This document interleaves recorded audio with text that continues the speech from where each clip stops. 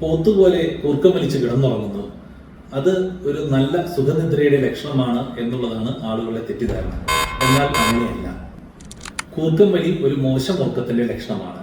അതിന് പല പാർശ്വഫലങ്ങളുമുണ്ട്. അതിൽ ഏറ്റവും പ്രധാനപ്പെട്ടതാണ് സ്ലീപ്പ് ആപ്നിയ എന്ന് പറയുന്നത്. സ്ലീപ്പ് ആപ്നിയ എന്ന രോഗത്തെക്കുറിച്ച് 5 കാര്യങ്ങൾ.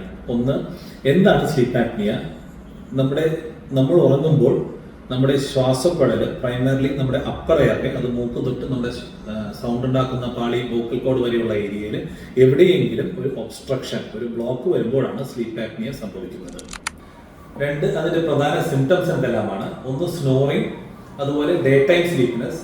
നമ്മളെപ്പോഴും ഫ്രീ ആയിരിക്കുന്ന സമയത്ത് നമുക്ക് ഉറക്കം തോന്നുക, ഡ്രൈവ് ചെയ്യുമ്പോഴോ അല്ലെങ്കിൽ നമ്മൾ ലോങ് ഡിസ്റ്റൻസ് ഡ്രൈവിൽ നമ്മൾ ഇരിക്കുമ്പോഴോ, ലൈക്ക് ഫ്ലൈറ്റിലോ, അതുപോലെ നമ്മൾ ആർക്കെങ്കിലും വേണ്ടി വെറുതെ ഇരുന്ന് വെയിറ്റ് ചെയ്യുമ്പോഴോ, ഒരു ലോങ് സിനിമ കാണുമ്പോഴോ ഒക്കെ ഇരുന്ന് ഉറങ്ങിപ്പോവുക.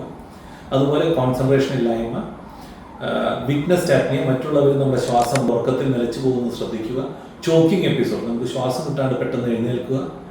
ഇതെല്ലാമാണ് പ്രധാനമായ സ്ലീപ്പ് ആപ്നിയയുടെ സിംറ്റംസ്. മൂന്നാമത്, അതുകൊണ്ടുള്ള പ്രശ്നങ്ങൾ. യൂഷ്വലി നമ്മുടെ ഓക്സിജൻ കിട്ടാതെ വരുമ്പോൾ നമുക്ക് ഹാർട്ട് അറ്റാക്ക്, അതുപോലെ തന്നെ സ്ട്രോക്ക് എന്നുപോലെയുള്ള പല പ്രശ്നങ്ങളും ഉണ്ടാകാം.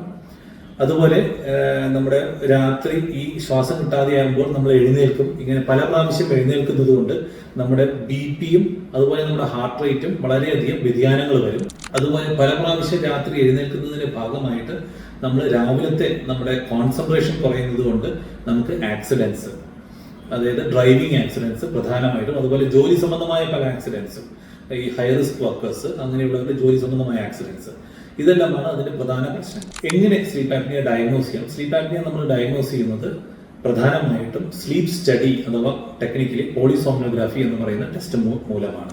നമുക്ക് എങ്ങനെ ട്രീറ്റ് ചെയ്യാം സ്ലീപ്പ് ആപ്നിയ? ഒന്ന്, നമ്മൾ തടി ഉണ്ടെങ്കിൽ തടി കുറയ്ക്കുക, റെഗുലർ എക്സസൈസ്. അതിനുശേഷം ഏറ്റവും പ്രധാനപ്പെട്ട ട്രീറ്റ്മെന്റ് നമ്മൾ CPAP അഥവാ കണ്ടിന്യൂസ് പോസിറ്റീവ് എയർവേ പ്രഷർ എന്ന് പറയുന്ന ഒരു മാസ്ക് മൂലം നമ്മളൊരു പോസിറ്റീവ് പ്രഷർ നമ്മുടെ ശ്വാസകോശങ്ങളിലേക്ക് കൊടുത്ത് അതിനെ തുറന്നെടുക്കലാണ്.